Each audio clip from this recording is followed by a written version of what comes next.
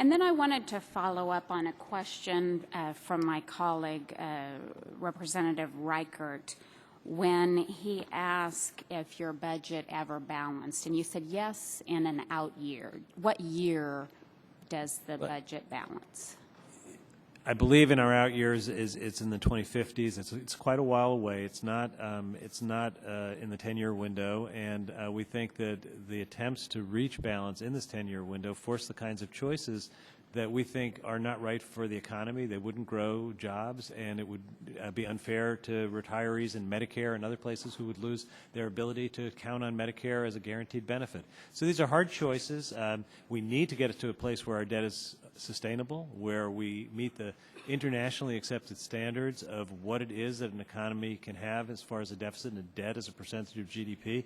And then we need to keep working together. You know, in the 1980s and the 1990s, we didn't reach balance in one shot.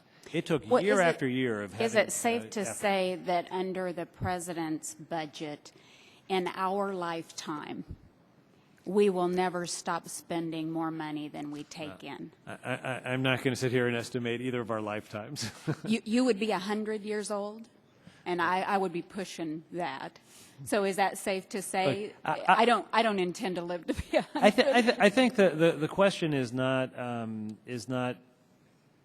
I think when we hit balance. Is when do we have our budget in a place where it is affordable, where we can pay our bills, and where the economy that's not in our lifetime. And the economy is no, I think it is. I think the economy would do very well. Well, why wouldn't the budget reflect that then?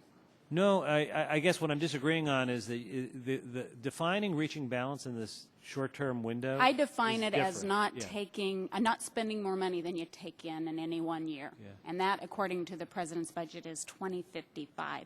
What date do you think it would be before we pay off the debt that we owe? You know, when I left the White House in 2001, is there a date that you could? I'd have to look it up. It obviously so we don't know. Very far in the future. We were on a path towards paying down businesses, the debt. Small businesses in my district do business this way to rack up debt and have no clue when they can pay it off? Governments are different than businesses. Governments are able to pay their debt if they maintain a growing economy and if they're able to keep current with that. I'm probably the only person in this room who can say balance the federal budget. I believe in a balanced budget. I didn't believe in the policies in 2001, in 2003, and through 2008. Do you have It created kids? the deficit. I have two kids? children, yes. Okay, I do too. I have grandchildren as well. How do you explain to them that you're not willing to pay for the things that we're enjoying today, that you're just going to send them the bill? I'm proud that I've spent almost 40 years of my life trying to get our fiscal house in order, and I balanced the federal budget and ran a surplus 3 times.